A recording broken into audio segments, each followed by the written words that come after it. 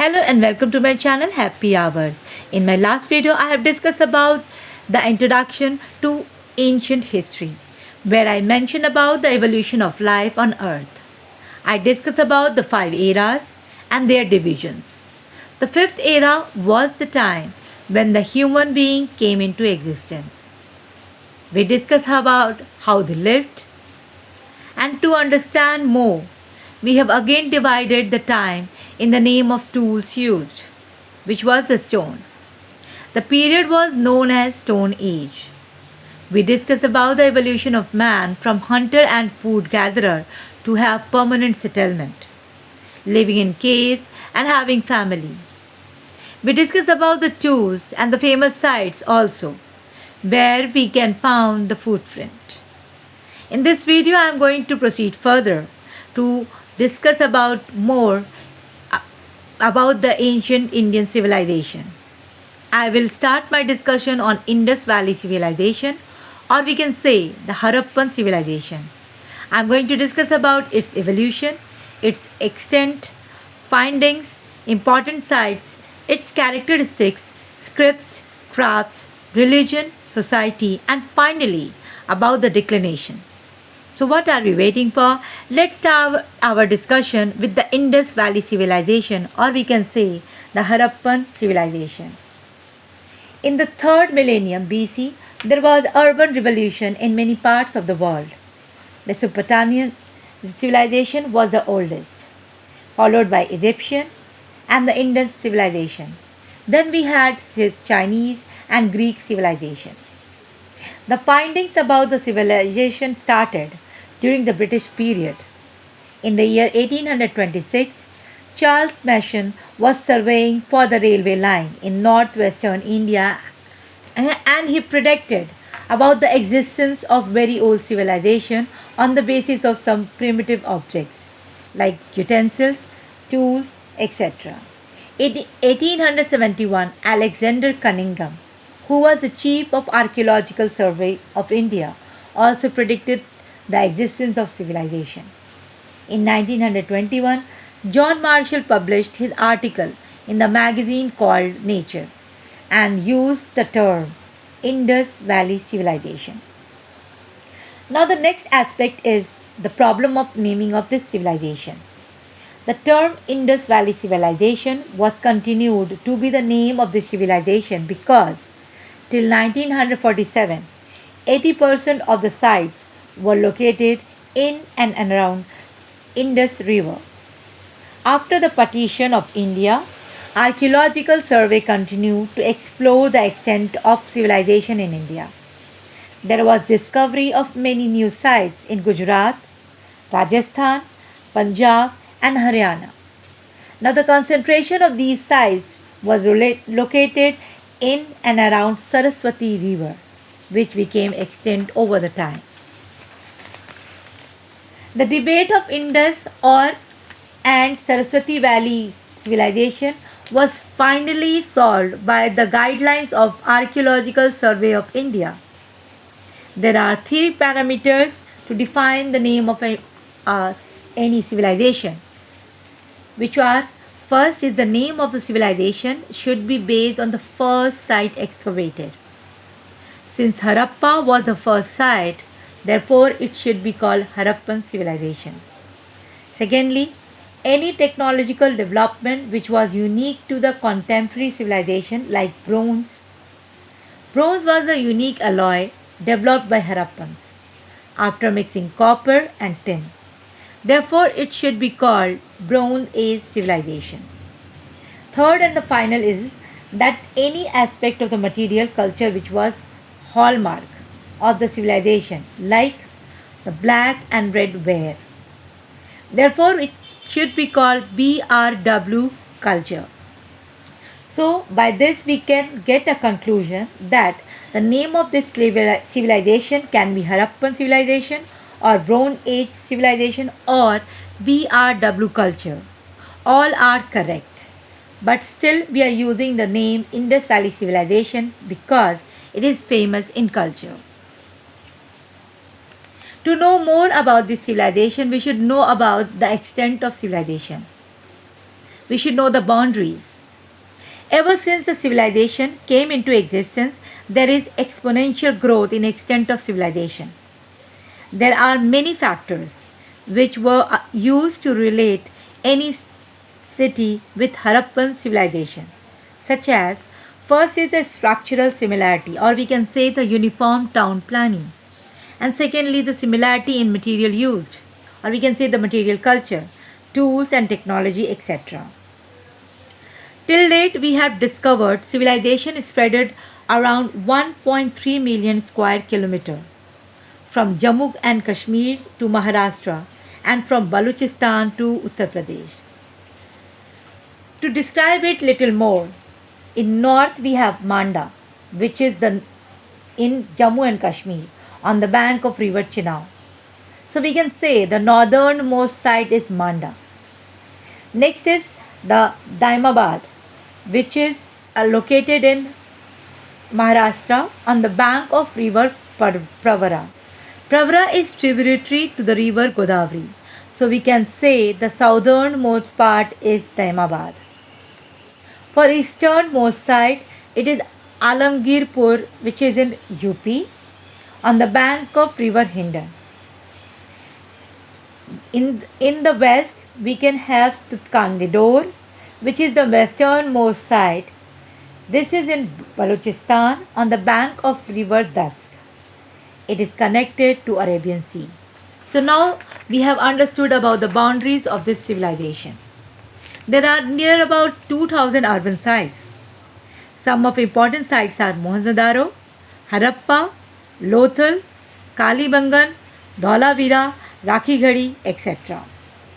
Now let us understand about the origin of this civilization. There are two theories to explain the origin of Indus Valley Civilization. First is the cultural import theory, or we can say the colonial theory. This theory was presented by archaeologists like M. Wheeler and John Marshall. According to this theory, the basic idea of civilization was imported from Mesopotamia. There is archaeological evidence and literary evidence too. They connected with the trade relationship. Mesopotamian civilization was older than Indus Valley civilization. Therefore, many British historians, in order to prove the superiority of West, had established this theory. Now we are coming to the next theory, that is the regional formation theory. Many Neolithic culture of this region had evolved like proto-urban centers. Resources of these proto-urban centers were not sufficient to support the population. Therefore, migration started in more resourceful areas. These Neolithic community might have found the floodplain of Indus. This resulted in technological fusion at one place, which led to the rise of urbanization of these areas. Now it is up to us to understand which is more correct. To know more, let us understand about the characteristics of this civilization. First is about the town planning. The city was divided in two parts. First is the eastern part and second is the western part. The western part of the city was known as citadel. It was slightly raised from the ground. It was fortified with bricks and stones. The houses were for elite class people. There were many religious structures, administrative buildings, and assembly hall also present in this. Next is the eastern side, which was also known as the lower town. It was for the common people. It was included with the market complex, industries, and craft activity areas also. Generally, it was not fortified, but we have found some contradiction also. Like there are some places where we cannot found these division. Instead, we are having three-tier division, like in Dholavira, which is in Gujarat. They don't have citadel, but the city is divided in three parts. In Banwali, Haryana, there are four-tier division. So it is also an exception where there is no citadel, or we can say lower division also, and they are having four division of the city. They construct the houses with the help of woods and bricks. Normally, they use sun-dried bricks, but we found the evidence of baked bricks also. They were used for the construction of drainage system and drinking water well. Normally doors and windows do not open on the main road. For this also we are having an exception, and that is Lothal, which is in Gujarat, where the doors and windows open on the front side. Now let us talk about the drainage system. That was unique achievement of this civilization, which was not found in Mesopotamia and the Egyptian civilization. Drains were covered with slabs. They were connected to soaking pits. The biggest drawback was construction of drinking water well beside these soaking pits. We can understand from this one thing, and that is there was always the chance for contamination of water. And we have a conclusion also that they might have suffered with the many waterborne diseases. Now let us understand about the script of the Indus Valley Civilization. We have found around 400 symbols which were pictographic, and it was expressed in Booster Fedan style. Harappan script was not deciphered till now. It means we don't know what is written. There are 400 symbols found in Harappan civilization, as I have mentioned before, in which 64 are fundamental. This script is more closer to Dravidian script. The biggest evidence found of this script is from Dholavira, Gujarat. Now let us proceed further and discuss about the crafts made by the Harappan civilization people. They were using two tools. First was the stone and second was the metal. For stone they were using the statite stone, which was very soft, which can be cut with the help of knife also. The biggest evidence is the seal. These are the best specimen of Harappan art, and we have found around 2,500 Harappan seals.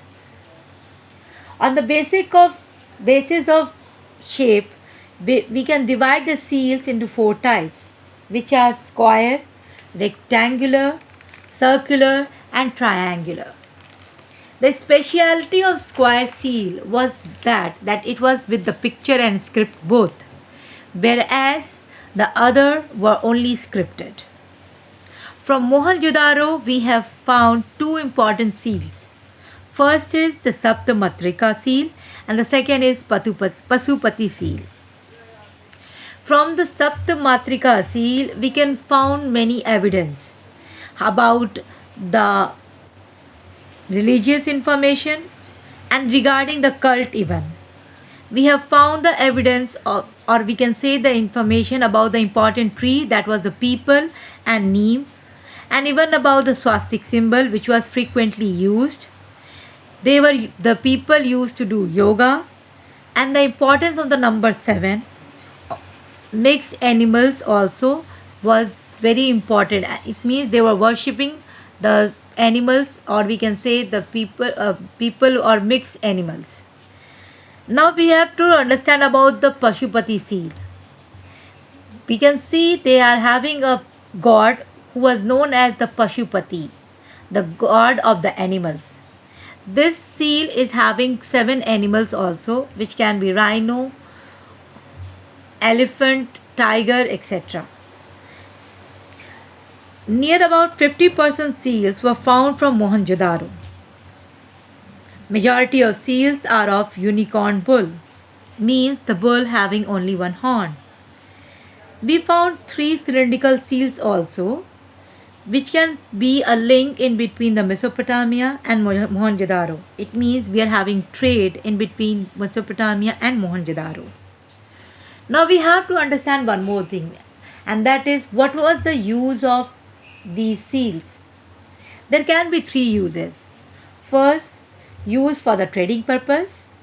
Secondly, expression of royal or official order. And thirdly, use as a religious icon. We have found many statues also, like a statue of priest from the Mohenjo-daro, which is made of statite stone. Red sandstone torso is used and it is known as Adi Jina.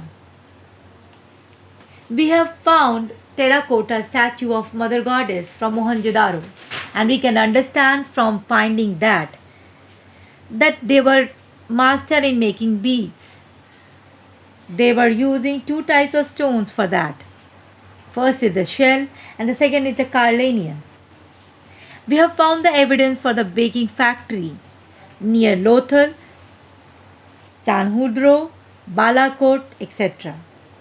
We have found evidence that the beads were exported from Mesopotamia to Mesopotamia. Now let us understand about the metal crafts. Copper was the first metal used by the human. They were using gold and silver also. Their specialty was mixing metal. So we can say they were specialized in metallurgy. Like copper and tin was used to make bronze, copper and zinc used to make brass. From Mohenjo-daro we found a bronze dancing girl statue. From Harappa we found a bronze bull, bronze chariot and bronze ikka, etc.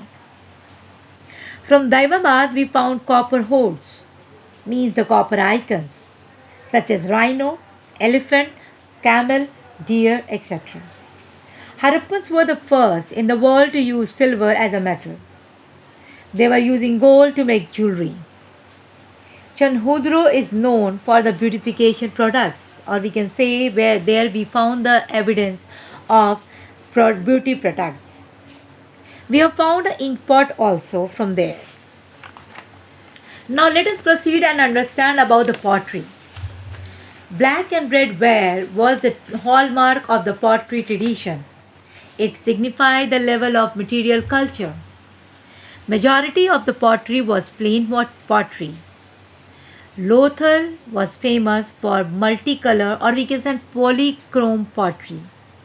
We found a part of pottery on which a carvation is there of a clever fox and the crow story.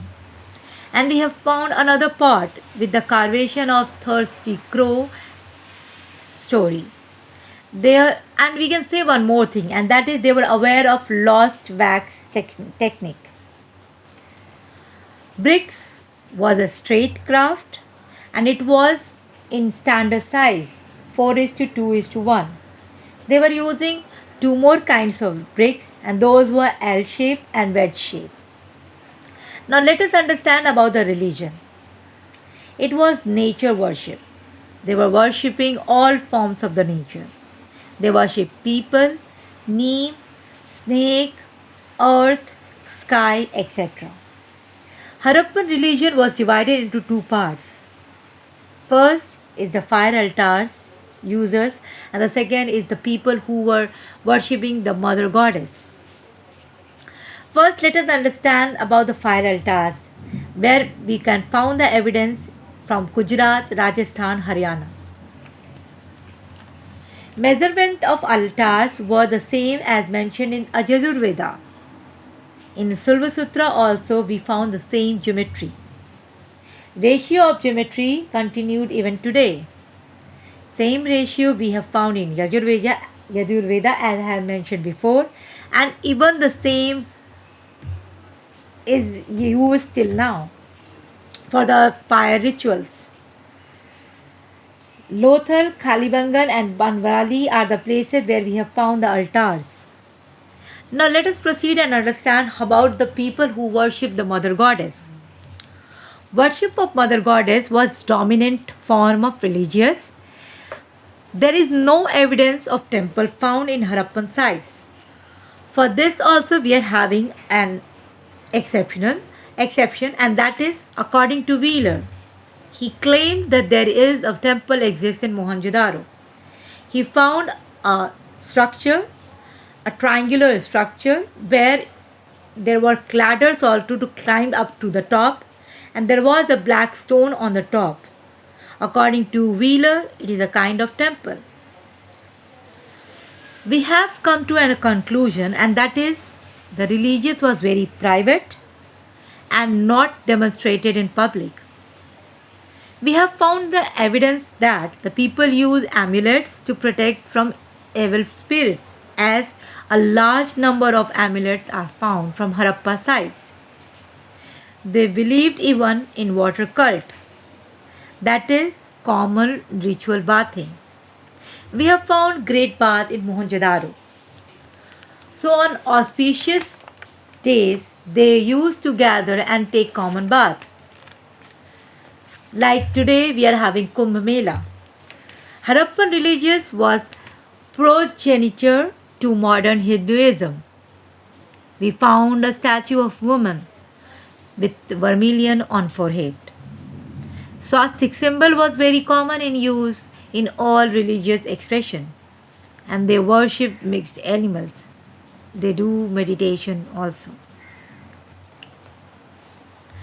Now let us proceed further and learn about the burial practices, as it is also part of the religion.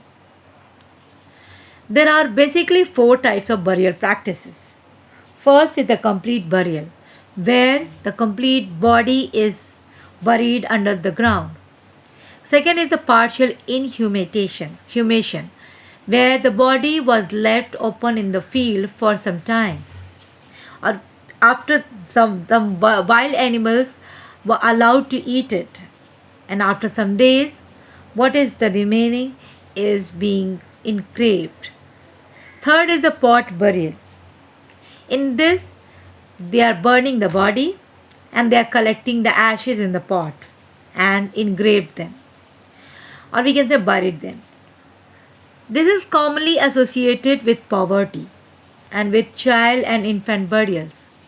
The reuse of domestic vessels for burial has been taken to indicate that low value was assigned to the containers and their contents. Last one is the egg-shaped burial. It is continuity of tradition, which was followed by Kanphata Yogi. They are basically Shiva worshipper. They follow extreme religious practices. To get deep understanding now, we have to understand about the society. And for that, we have to understand few things like political organization, economic system of society, and about the trade. So let us understand these one by one. First is the political organization. It is not known to us till now, as the script of Harappans is not deciphered. But probably the state was theocratic, as in Mesopotamia and Egypt. According to it, the priest was the ruler. But according to some historian, merchants can be the ruler also. The nature of the state was also considered democratic. Now let us proceed further and understand about the economic system. Agriculture was dominant form of economy, and they cultivate as per the crop rotation. They grow Rabi, Kharif and Jayat crops. Rabi, which means wheat, Kharif, which means rice, and Jayat like the water fruits like kharbuja and watermelon. So we can say they know about the crop rotation also. Major parts of Harappan civilization belongs to wheat cultivation belt of India. Rice was grown only in Lothal and Rangpur. Both are in Gujarat. In Kalibangan, we have the evidence of double cropping also, where we can find the evidence of the gram and mustard grown in the same field. They were the first in the world to grow cotton, So cotton was known as sindan to Mesopotamians, Sumerians, and Egyptians. But we got the evidence that they were not using sugarcane. Instead of that, they were using something else to make sugar, to make the things sweet in nature. Now let us understand about the trade. For trade, they were using the barter system. They import luxurious goods and export consumer goods. So balance of trade was in favor of Harappans. Silver was imported from Afghanistan, gold from Karnataka, and precious stones from Mesopotamia. Harappans had constructed Lothal for trading purpose, so it was a port city. Now let us understand about some important sites of Harappan civilization. First and very big is the Mohenjo-daro, the largest city of Harappan civilization, as Rakhigarhi is under excavation, which is located at the bank of the river Indus. Mohenjo-daro. It is at the bank of the river Indus. It was one of the world's earliest major cities with the civilizations of ancient Suez, Egypt, and Mesopotamia, etc., with an estimated population of at least 40,000 people. It has a planned layout with rectilinear buildings arranged on the grid plan. Most were built on the fired and mortared brick. The city is divided into two parts, the so-called citadel and the lower city. The citadel consists of public baths, the largest residential structure designed to house about 5,000 citizens, and two large assembly halls. The city had a central marketplace with a large central well. Individual households or groups of households obtained their water from the smaller wells. Water Wastewater was channeled to the covered drains that lined the major streets. Some houses, presumably those of more prestigious inhabitants, include rooms that appears to have been set aside for bathing, and one building had an underground furnace known as hypocaust, possibly for heated bathing. Most houses had inner courtyards with doors that opened onto side lanes. Some buildings had two stories also. There is another finding, that is the great granary, which means the large building.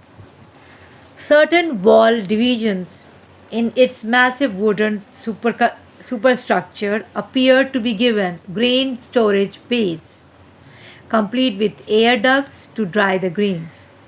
Other large building, a pillared hall, thought to be an assembly hall of some kind, and so-called college hall, a complex of building comprising 78 rooms, thought to have been a priestly residence. Sewage and wastewater for the buildings are at the site were disposed of via a centralized drainage system that ran alongside the road, were effective at allowing most human waste and sewage to be disposed at, as the drains most likely took the waste towards the Indus River. The city also had large platforms, perhaps intended as defense against flooding. The city constantly hit by mini floods throughout the year, paired with the land being worn out by crops, pastures, and resources for bricks and pottery spelled the downfall of the site. Next important site is the Harappa. It is archaeological site at the bank of the river Ravi. The core of the Harappa civilization extended over a large area from Gujarat in the south, across Rajasthan and extending into Punjab and Haryana. Design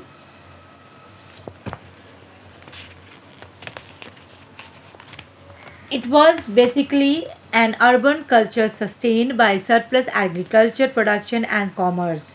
They trade with Elam and Sumer in southern Mesopotamia. The weights and measures of the Indus Valley Civilization were highly standardized and conform to a set scale of gradation. Distinctive seals were used, among other applications, perhaps for the identification of property and shipment of goods. Cotton was woven and dyed for clothing. Wheat, rice, wheat, rice, and a variety of vegetables and fruits were cultivated, and a number of animals, including the humped bull, was domesticated, as well as fowl for fighting. Wheel made pottery, some of it adorned with animal and geometric motifs, has been found. A centralized administration for each city, though not the whole civilization, has been inferred from the revealed cultured uniformity. However, it remains uncertain whether authority lay with a commercial oligarchy. Harappans had many trade routes along the Indus River that went as far as the Persian Gulf, Mesopotamia, and Egypt. What is clear is that Harappan society was not entirely peaceful, with the human skeletal remains demonstrating some of the highest rate of injury found in the South Asian prehistory. Examinations of Harappan skeletons have often found wounds that are likely to have been inflicted in battle. Even leprosy and tuberculosis was also present. So they were suffering with these diseases. Next important site is the Lothal. The meaning of Lothal, which is combination of Loths and Thal, in Gujarati is the mound of dead. Lothal was not a large settlement at all, and its dock was perhaps an irrigation tank. Archaeologists suggest that the city was a part of major river system on the trade route of the Asian people from Sindh to Saurashtra in Gujarat. People maintained a prosperous economy, at least by discovery of copper objects, beads, and semi-precious stones. Ceramic wares were of fine clay and smooth, micaceous red surface. There are three divisions of the city: residential complex, market, and industrial location. Industrial location was connected to Arabian Sea by dockyard on Bhogwa River. From Lothal we found artificial dockyard, which is largest construction of Harappan civilization. We have found the evidence of double burial also, which is of a male and a female together buried in the same place, but it is not evidence for the sati. From Lothal we found terracotta statue of horse and cow. Lothal was famous for chrome pottery, and we found a partial Gulf seal from Lothal. Dice and scale measurement is also found from Lothal. Weighing scale was in the multiple of 16. Now let us proceed further and understand about the next site, that is the Thalavira.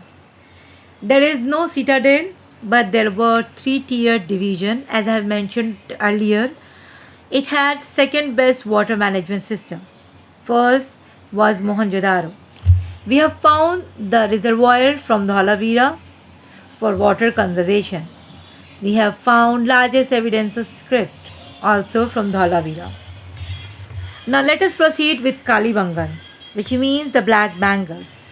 It is in Rajasthan, Sri Ganganagar district, at the bank of Ghaggar River. We have found three layers of cultures: Harappan, and post-Harappan. That's why it is known as Jhangar culture. Combination of three culture: pre-Harappan, Harappan, and post-Harappan. We have the evidence of surgery for Kalibangan for the treatment of capitals. Capillus. Kalibangan was known for double cropping and there was no fortification. Next is the Rakhigarhi, which is the newest, or we can say this is the largest site of Indus Valley Civilization. It is in Hisar, Haryana. We have found a complete fossil of a lady. We have found many utensils and even the houses also. We have, with the DNA profiling, we have found the evidence that the British theory of Aryan coming to India and destructing Indus Valley civilization is wrong, as the DNA of the fossil found from there is the same throughout India and there is no distinct DNA found. Next, we have to understand about the decline of Indus Valley civilization. Anything which rise, it come to the set, or we can say which come to existence, it has to die, or we can say it has to go also. There are various theory regarding this, and the first theory is Aryan invasion theory. It was presented by Wheeler. He was a British archaeologist. He said that Aryans were superior race. They were using horses and chariot. They used lances and spears. They invaded over Harappans and destroyed the Indus Valley civilization. Wheelers had presented many archaeological and literacy facts to prove the Aryan invasion also. In archaeological evidence, he said there are many skeletons found in Mohanjo which had cut mark with sharp-edged weapons. In the literacy fact, there are many words in Rig Veda which signify the clash in between Aryans and Harappans, like Purandhar, which means the fort breaker. This word was used in Rig Veda for Indra. Harappans were living in forts, therefore it expressed the contradiction in between Harappans and Aryans. Harappa, which means Harappa. Aryans were aware about Harappan city. It is also the evidence according to Wheeler. However, this theory rejected by modern historian and archaeologist. According to old theory, Aryans came to India in 1500 BC. But decline of Harappan had started around 1750 BC. According to modern theory, the Aryan invasion theory was rejected. And after the study of DNA profile of fossils from Rakhigarhi, both Aryans and Harappans were having the same race. According to archaeological studies between 5000 BC to 500 BC, there is no new race found in India. Therefore, theory of advent of Aryans was completely rejected. Now let us proceed to the second theory, and that is the theory of ecological imbalances. According to it, the declination of civilization refers to decline in the level of material culture, decline in the level of urbanization, decline in technological upgradation, decline in municipal control, and beginning of migration. According to modern theory, the ecological imbalances was considered as the real fact behind decline of Indus Valley civilization. The structure of city was based on delicate balance of relation between city and village and the tribal community. Each city was interdependent on each civilization and it was connected with supply chain. If this delicacy of relation was broken by ecological changes, then the city civilization and other contemporary civilization was bound to decline. Generally, ecological changes happen due to two factors. First is the catastrophic factor and second is the gradual factor. In the catastrophic factor, the things like fire, earthquake and flood exist. Whereas in the gradual factor, there is a change in course of rivers are dried, decline in the rainfall, decline in the fertility of the soil, etc. came. The civilization was bound to collapse due to the ecological changes and this theory is supported by noted ecologists like FAA, Fair Service, Days, and others. With this, we have understood about the Indus Valley Civilization, its origin, and its extent. By this, I am concluding my video. And if you like the content of this video, kindly like, share, and subscribe. Thank you.